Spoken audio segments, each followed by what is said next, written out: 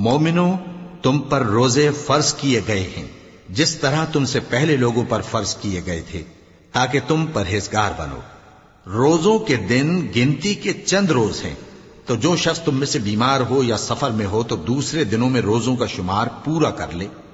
اور جو لوگ روزہ رکھنے کی طاقت رکھیں لیکن رکھیں نہیں، وہ روزے کے بدلے محتاج کو کھانا کھلا دیں۔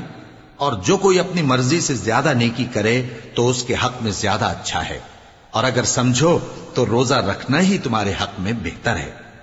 روزوں کا مہینہ رمضان کا مہینہ ہے، جس میں قرآن اول نازل ہوا، جو لوگوں کا رہنما ہے اور جس میں ہدایت کی کھلی نشانیاں ہیں اور جو حق و باطل کو الگ الگ کرنے والا ہے۔ تو جو کوئی تم میں سے اس مہینے میں موجود ہو چاہیے کہ پورے مہینے کے روزے رکھے، اور جو بیمار ہو یا سفر میں ہو تو دوسرے دنوں میں روزے رکھ کر ان کا شمار پورا کر لے۔ اللہ تمہارے حق میں آسانی چاہتا ہے اور سختی نہیں چاہتا، اور یہ آسانی کا حکم اس لیے دیا گیا ہے کہ تم روزوں کا شمار پورا کر لو، اور اس احسان کے بدلے کہ اللہ نے تم کو ہدایت بخشی ہے تم اس کو بزرگی سے یاد کرو اور اس کا شکر کرو۔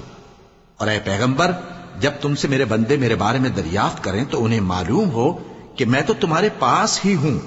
جب کوئی پکارنے والا مجھے پکارتا ہے تو میں اس کی دعا قبول کرتا ہوں، تو ان کو چاہیے کہ میرے حکموں کو مانیں اور مجھ پر ایمان رکھیں تاکہ نیک رستہ پائیں۔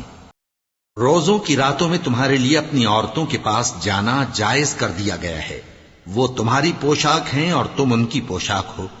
اللہ کو معلوم ہے کہ تم ان کے پاس جانے سے اپنے حق میں خیانت کرتے تھے، سو اس نے تم پر مہربانی کی اور تمہاری حرکات سے درگزر فرمائی، تو اب تم کو اختیار ہے کہ ان سے مباشرت کرو۔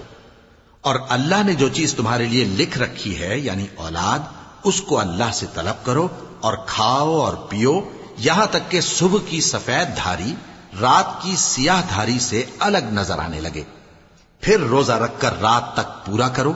اور جب تم مسجدوں میں اعتکاف بیٹھتے ہو تو ان سے مباشرت نہ کرو، یہ اللہ کی حدیں ہیں، ان کے پاس نہ جانا۔